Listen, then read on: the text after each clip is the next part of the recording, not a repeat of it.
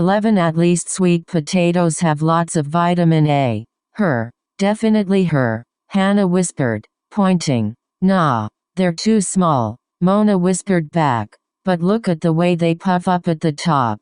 Totally fake, Hannah countered. I think that woman over there has had her butt done. Gross. Hannah wrinkled her nose and ran her hands over the sides of her own toned, perfectly round butt to make sure it was still perfectly perfect. It was late afternoon on Wednesday, just 2 days until Noel Khan's annual field party, and she and Mona were lounging on the outside terrace at Yam, the organic cafe at Mona's parents' country club. Below them, a bunch of Rosewood boys.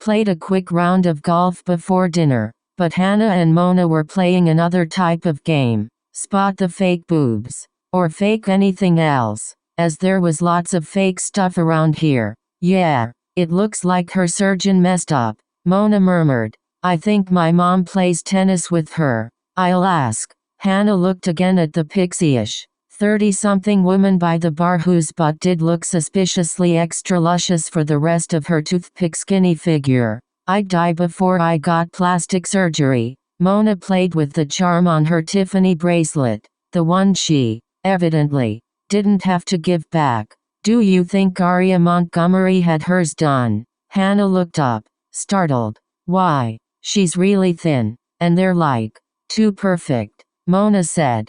She went to Finland or wherever, right? I hear in Europe they can do your boobs for really cheap. I don't think they're fake, Hannah murmured. How do you know?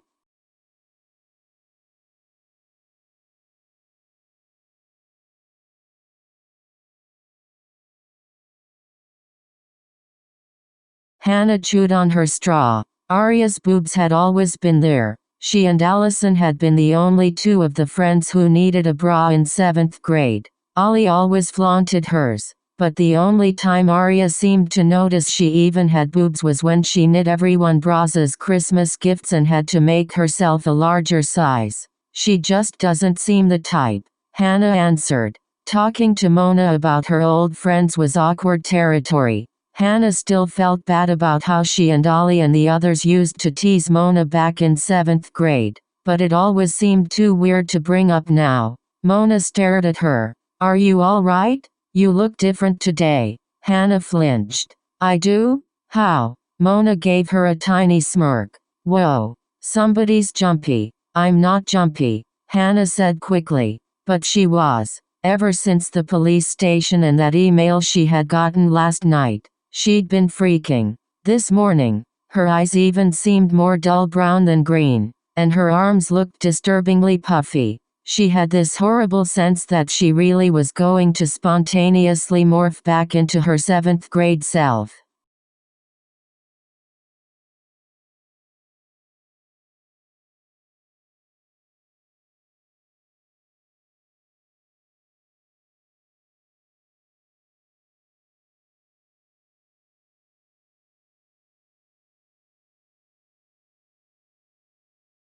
A blonde, giraffe-like waitress interrupted them. Have you decided? Mona looked at the menu. I'll have the Asian chicken salad. No dressing. Hannah cleared her throat. I want a garden salad with sprouts. No dressing. And an extra large order of sweet potato fries. In a carry-out box, please. As the waitress took their menus, Mona pushed her sunglasses down her nose. Sweet potato fries. For my mom, Hannah answered quickly. She lives on them.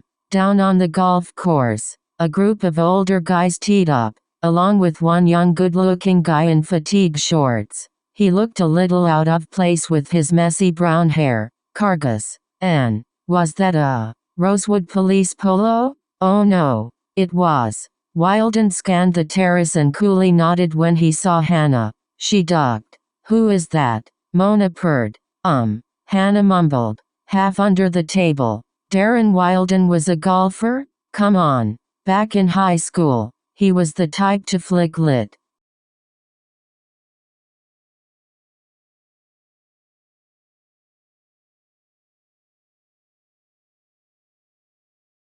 Matches at the guys on Rosewood's golf team. Was the whole world out to get her? Mona squinted. Wait, didn't he go to our school? She grinned. Oh my god. It's the girls' diving team guy. Hannah, you little bitch. How does he know you?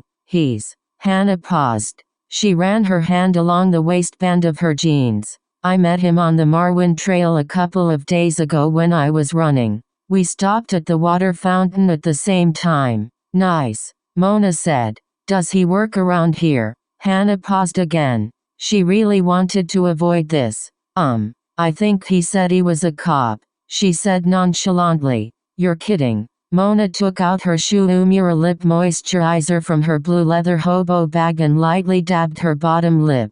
That guy's hot enough to be in a policeman's calendar. I could just see it. Mr. April. Let's ask if we can see his nightstick. SHHH. Hannah hissed. Their salads came. Hannah pushed the styrofoam container of sweet potato fries to the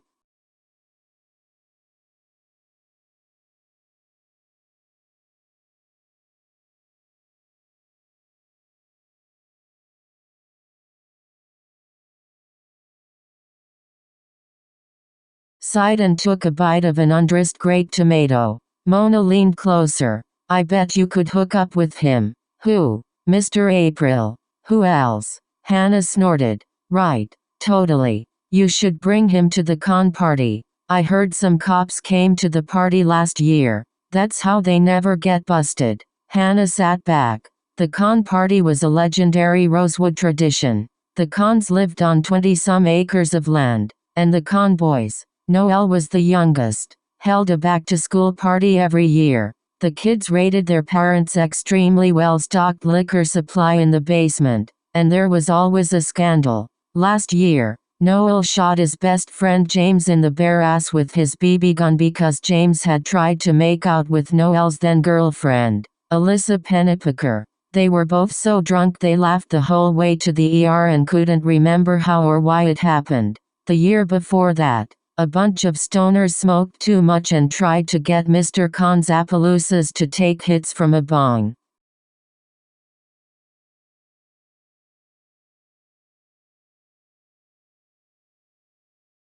Nah, Hannah bit into another tomato. I think I'm going with Sean. Mona scrunched up her face. Why waste a perfectly good party night on Sean? He took a virginity pledge. He probably won't even go. Just because you sign a virginity pledge doesn't mean you stop partying. 2. Hannah took a big bite of her salad, crunching the dry, unappetizing vegetables in her mouth. Well, if you're not gonna ask Mr. April to Noel's, I will. Mona stood up. Hannah grabbed her arm. No. Why not? Come on. It'd be fun. Hannah dug her fingernails into Mona's arm. I said no. Mona sat back down and stuck out her lip. Why not? Hannah's heart galloped. All right. You can't tell anyone, though. She took a deep breath. I met him at the police station, not the trail. I was called in for questioning for the Tiffany's thing. But it's not a big deal. I'm not busted. Oh my god. Mona yelled. Wilden looked up at them again.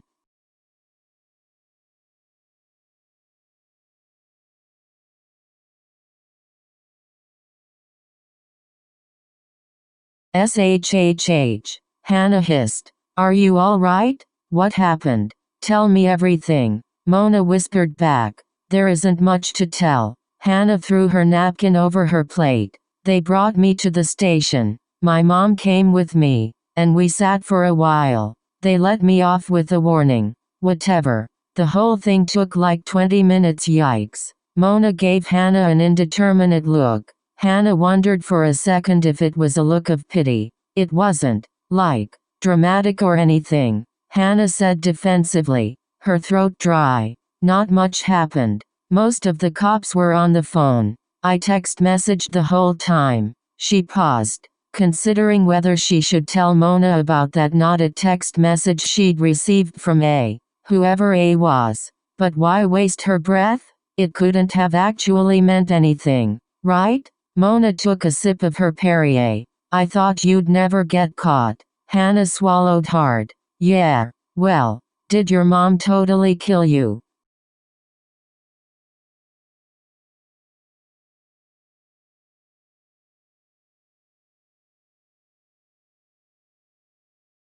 Hannah looked away. On the drive home, her mom had asked Hannah if she'd meant to steal the bracelet and earrings. When Hannah said no, Ms. Marin answered, "Good. It's settled then." Then she flipped open her cell to make a call. Hannah shrugged and stood up. "I just remembered. I gotta go walk.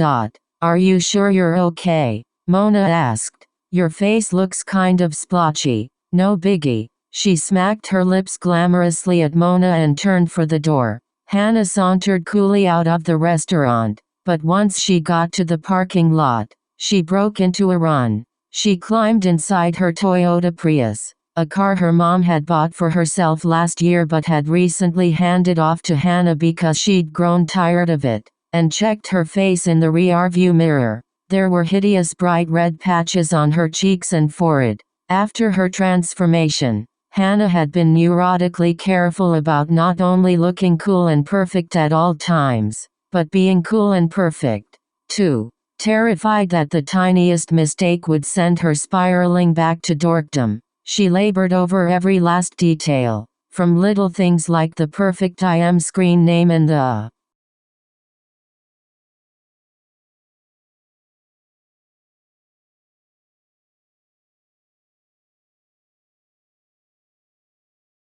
right mix for her car's built-in iPod, to bigger stuff like the right combo of people to invite over before someone's party and choosing the perfect it boy to date, who, luckily, was the same boy she'd loved since 7th grade. Had getting caught for shoplifting just tarnished the perfect, controlled, uber cool Hannah everyone had come to know? She hadn't been able to read that look on Mona's face when she said yikes. Had the look meant, "Yikes, but no big deal?" Or, "Yikes, what a loser?" She wondered if maybe she shouldn't have told Mona at all. But then, someone else already knew. Know what Sean's going to say? Not it. Hannah's field of vision went blurry. She squeezed the steering wheel for a few seconds, then jammed the key into the ignition and rolled out of the country club parking lot to a gravelly, dead-end turnoff a few yards down the road. She could hear her heart pounding at her temples as she turned off the engine and took deep breaths.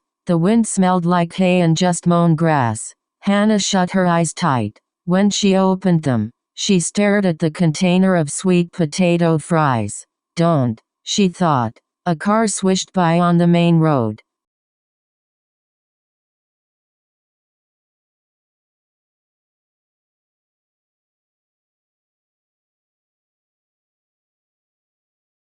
Hannah wiped her hands on her jeans. She snuck another peek at the container. The fries smelled delicious.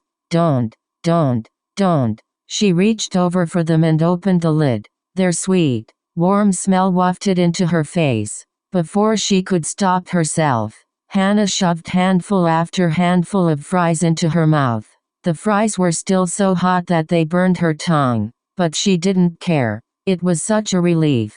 This was the only thing that made her feel better. She didn't stop until she'd eaten them all and even licked the sides of the container for the salt that had gathered at the bottom. At first she felt much calmer, but by the time she pulled into her driveway, the old, familiar feelings of panic and shame had welled up inside her. Hannah was amazed how, even though it had been years since she'd done this, everything felt exactly the same. Her stomach ached, her pants felt tight, and all she wanted was to be rid of what was inside of her. Ignoring Dot's excited cries from her bedroom, Hannah bolted to the upstairs bathroom, slammed the door, and collapsed onto the tiled floor. Thank God her mom wasn't home from work yet. At least she wouldn't hear what Hannah was about to do.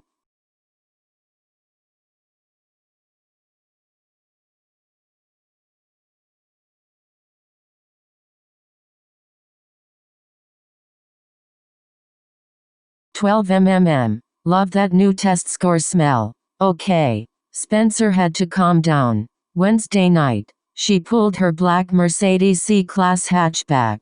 her sister's cast-off car, since she got the new, practical Mercedes SUV, into the circular driveway of her house. Her student council meeting had gone extra late and she'd been on edge driving through Rosewood's dark streets. All day, she'd felt like someone was watching her, like whoever had written that covet email could jump out at her at any second. Spencer kept thinking uneasily about that familiar ponytail in Allison's bedroom window. Her mind kept going back to Ali, all the things she knew about Spencer. But no, that was crazy. Allison had been gone, and most likely dead, for 3 years. Plus, a new family lived in her house now, right?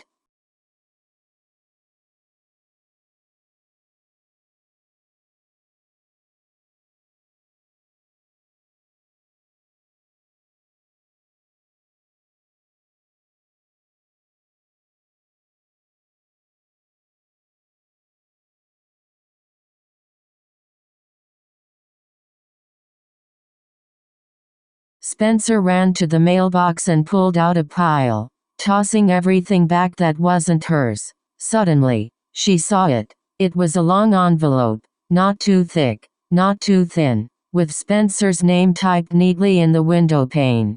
The return address said, "The College Board." It was here. Spencer ripped open the envelope and scanned the page. She read the PSAT results 6 times before it sunk in. She'd gotten a 2,350 out of 2,400. Yes, she screamed, clutching the papers so tightly they wrinkled. "Whoa, someone's happy," called a voice from the road. Spencer looked up. Hanging out the driver's side window of a black Mini Cooper was Andrew Campbell, the tall, freckly, long-haired boy that beat out Spencer for class president. They were number 1 and number 2 in the class in practically every subject. But before Spencer could brag about her score, telling Andrew about her PSATs would feel so good, he peeled away. Freak. Spencer turned back to her house. As she excitedly scampered inside, something stopped her. She remembered her sis.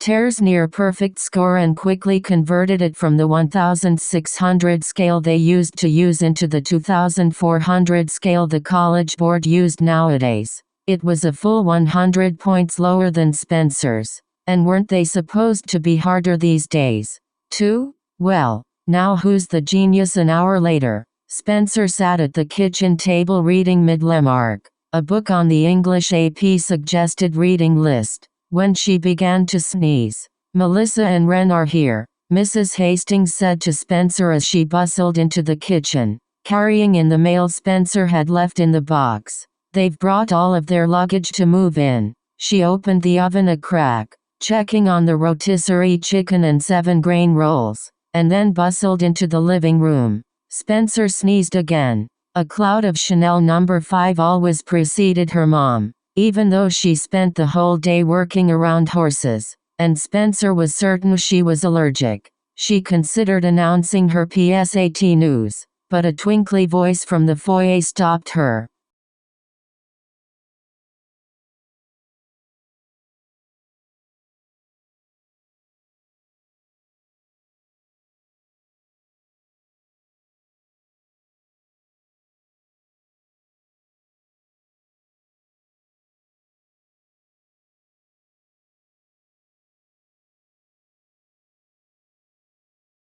"Mom," Melissa called. She and Wren strolled into the kitchen. Spencer pretended to study Mid-Lemark's boring back cover. "Hey," Wren said above her. "Hey," she answered coolly. "What you reading?" Spencer hesitated. It was better to steer clear of Wren, especially now that he was moving in. Melissa brushed by without saying hello and began to unpack purple pillows from a Pottery Barn bag. "These are for the couch in the barn," she practically yelled. Spencer cringed. "Two could play at this game." "Oh, Melissa," Spencer cried. "I forgot to tell you. Guess who I ran into? Melissa continued to unpack the pillows. Who? Ian Thomas. He's coaching my field hockey team now. Melissa froze. He. What? He is? He's here? Did he ask about me? Spencer shrugged and pretended to think. No, I don't think so.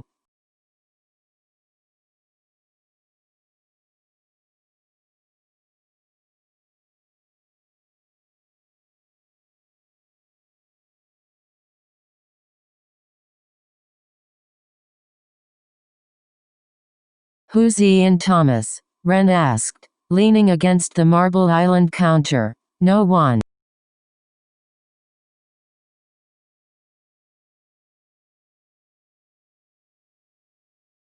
Who's Ian Thomas? Wren asked, leaning against the Marble Island counter. No one. Melissa snapped, turning back to the pillows. Spencer slapped her book shut and skipped off to the dining room. There. That felt better. She sat down at the long, mission-style farmhouse table, running her finger around the stemless wine glass. Candace, the family's housekeeper, had just filled with red wine. Her parents didn't care if their kids drank while they were at home as long as no one was driving, so she grabbed the glass with both hands and greedily took a large gulp. When she looked up, Wren was smirking at her from across the table, his spine very straight in his dining chair.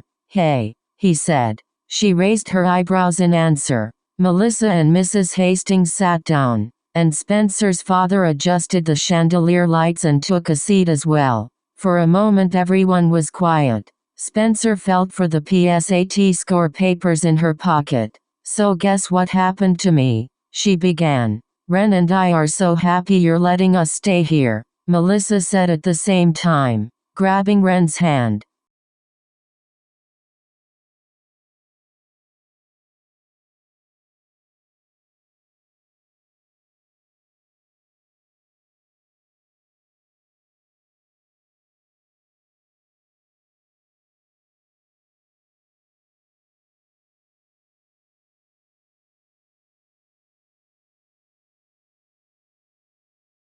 Mrs. Hastings smiled at Melissa. I'm always happy when the family's all here. Spencer bit her lip, her stomach nervously gurgling. So, Dad, I got my. Oh, Melissa interrupted, staring down at the plates Candace had just brought in from the kitchen. Do we have anything other than chicken? Wren's trying not to eat meat. It's all right, Wren said hastily. Chicken is perfect. Oh. Mrs. Hastings stood up halfway. You don't eat meat? I didn't know. I think we may have some pasta salad in the fridge, although it might have ham in it. Really, it's okay. Wren rubbed his head uncomfortably, making his messy black hair stand up in peaks. Oh, I feel terrible, Mrs. Hastings said. Spencer rolled her eyes. When the whole family was together, her mom wanted all meals. Even sloppy cereal breakfasts. To be perfect, Mr. Hastings eyed Wren suspiciously.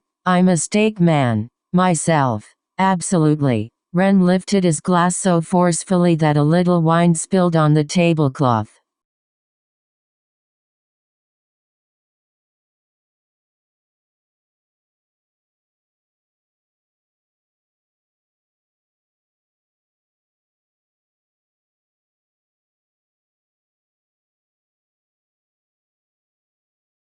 Spencer was considering a good segue into her big announcement when her father laid down his fork. I've got a brilliant idea. Since we're all here, why don't we play Star Power? Oh, Daddy. Melissa grinned. No. Her father smiled. Oh yes. I had a terrific day at work. I'm going to kick your butt. What's Star Power? Wren asked. His eyebrows arched. A nervous glow grew in Spencer's stomach. Star Power was a game her parents had made up when Spencer and Melissa were little kids that she'd always suspected they'd pilfered from some company power retreat. It was simple. Everyone shared their biggest achievement of the day, and the family would select one star. It was supposed to make people feel proud and accomplished. But in the Hastings family, people just got ruthlessly competitive.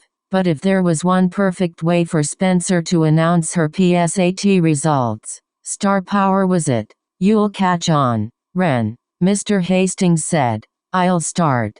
Today, I prepared a defense so calm.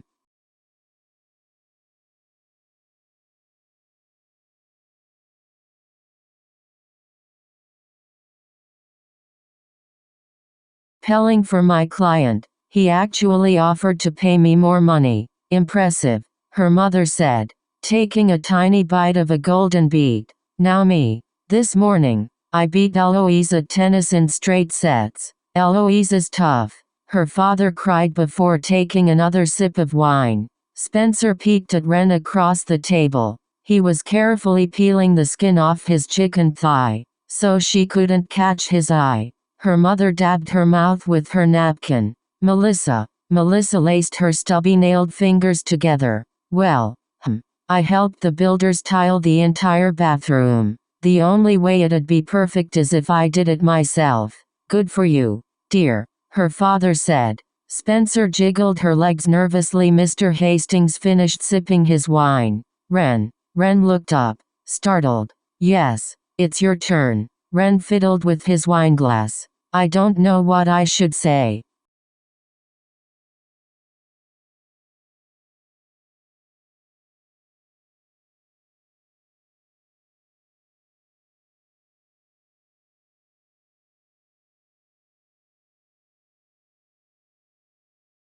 "We're playing Star Power," Mrs. Hastings chirped, as if Star Power were as common a game as Scrabble. "What wonderful thing did you, Mr. Doctor, achieve today?" "Oh," Ren blinked. "Well, nothing, really. It was my day off from school and the hospital, so I went down to the pub with some hospital friends and watched the Phillies game." Silence. Melissa shot Ren a disappointed look. "I think that's awesome," Spencer offered. "The way they've been playing, it's a feat to watch the Phillies all day." "I know, they're kind of crap, aren't they?" Ren smiled at her gratefully. "Well, anyway," her mother interrupted. "Melissa, when do you start class?" "Wait a minute," Spencer piped up.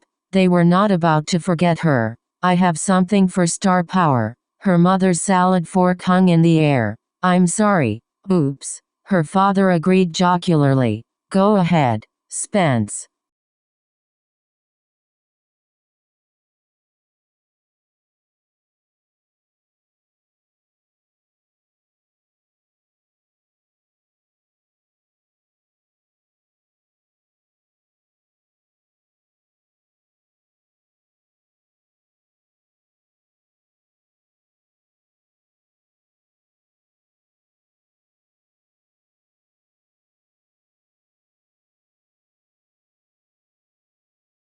"I got my PSAT results," she said. "And, well, here." She pulled out the scores and shoved them at her father. As soon as he took them, she knew what would happen. They wouldn't care. What did PSATs matter, anyway? They'd go back to their Beaujolais and to Melissa and Wharton, and that would be that. Her cheeks felt hot. Why did she even bother? Then her dad put down his wineglass and studied the paper. "Wow." He motioned Mrs. Hastings over. When she saw the paper, she gasped.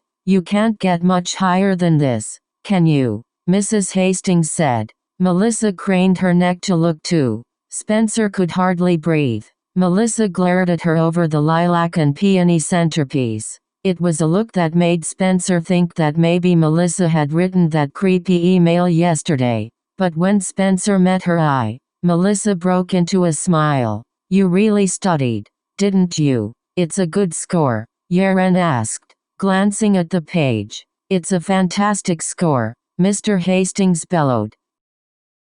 "I got my P."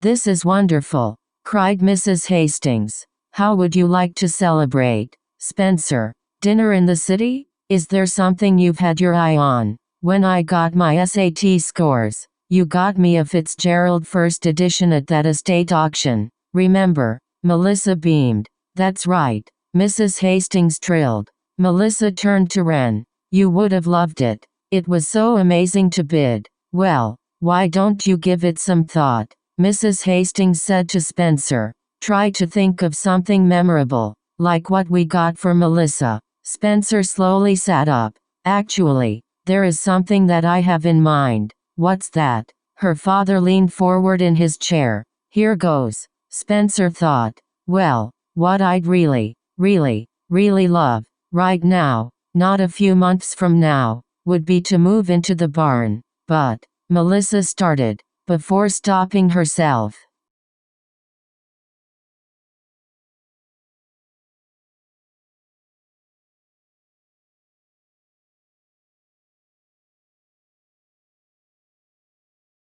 Wren cleared his throat. Her father furrowed his brow. Spencer's stomach made a loud, hungry growl. She covered it with her hand. "Is that what you really want?" her mother asked. "Uh-huh," Spencer answered.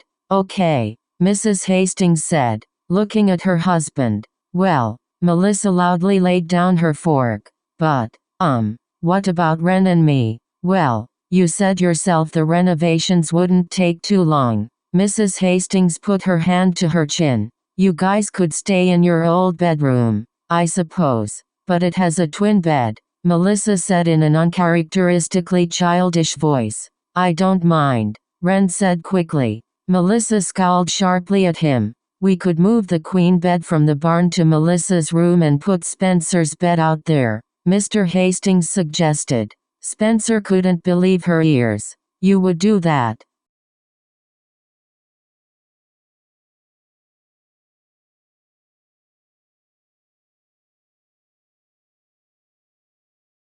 Mrs. Hastings raised her eyebrows. "Melissa, you can survive, can't you?" Melissa pushed her hair back from her face. "I guess," she said. "I mean, I personally got much more out of the auction and the first edition, but that's just me." Wren discreetly took a sip of his wine. When Spencer caught his eye, he winked. Mr. Hastings turned to Spencer.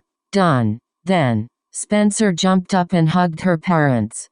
"Thank you, thank you, thank you." Her mother beamed. "You should move in tomorrow, Spencer. You're certainly the star." Her father held up her scores, now slightly stained with red wine. "We should frame this as a memento." Spencer grinned. She didn't need to frame anything. She'd remember this day for as long as she lived.